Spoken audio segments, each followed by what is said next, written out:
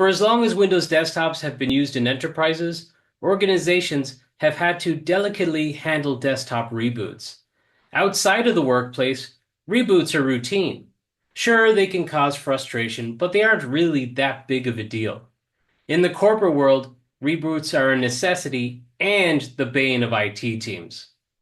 While usually scheduled for out of hours, IT teams often work late nights to ensure a successful deployment has completed. In 24-hour workplaces such as hospitals, there's never a good time for scheduled reboots, but there's no way to fully eliminate them. The only thing worse is an unplanned reboot in the middle of the day. Welcome to the Office of the Technologist. I'm Rory Monaghan, Senior Technologist at Numecent. In this episode, I'm going to discuss the curse of the Windows desktop reboot and what IT teams can do to reduce their frequency and impact on employees.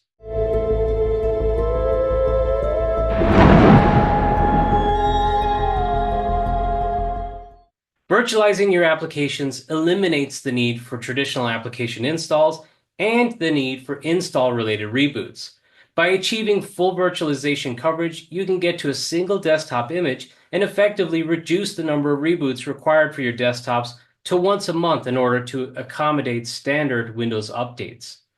Moving to virtualization and dynamically delivering applications can also make rolling back a bad update for an application that was not thoroughly tested during user acceptance testing a simple and quick process. If users log into a work device or personal device at the beginning of the workday and an application update is available as a container rather than a traditional application package, that update can be delivered in seconds rather than minutes. And of course, it will not require a reboot, which improves the overall employee experience. A former healthcare CIO that I worked under once told us an unexpected desktop reboot can be a life-threatening event. Unfortunately, I did experience an unexpected yet mandatory reboot in the middle of the clinical staff's morning rounds.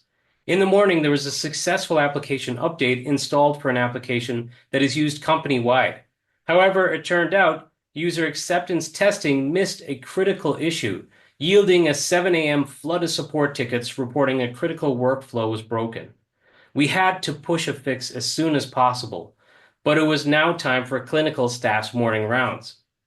While we sent out warnings of an upcoming reboot to help people plan for disruption, most clinical staff did not see the notice, and the reboot fully disrupted their rounds.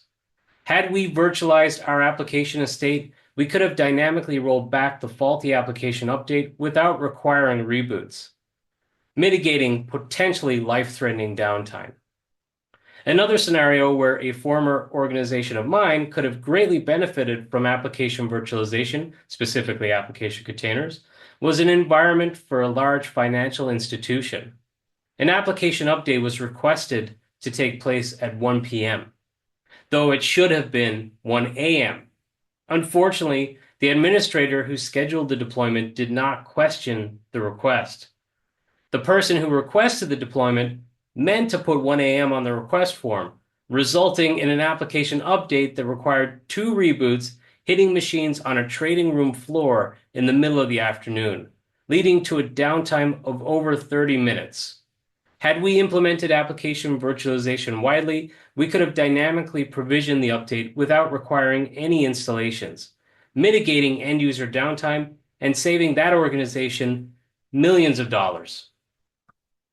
To learn how you can use application containers to modernize how you manage your applications and updates, to reduce downtime and risk, and of course, reduce the need for reboots, subscribe on YouTube to this channel and visit numecent.com for more. And if you want to see Numecent solutions in action for yourself, request a demo with our solutions architects.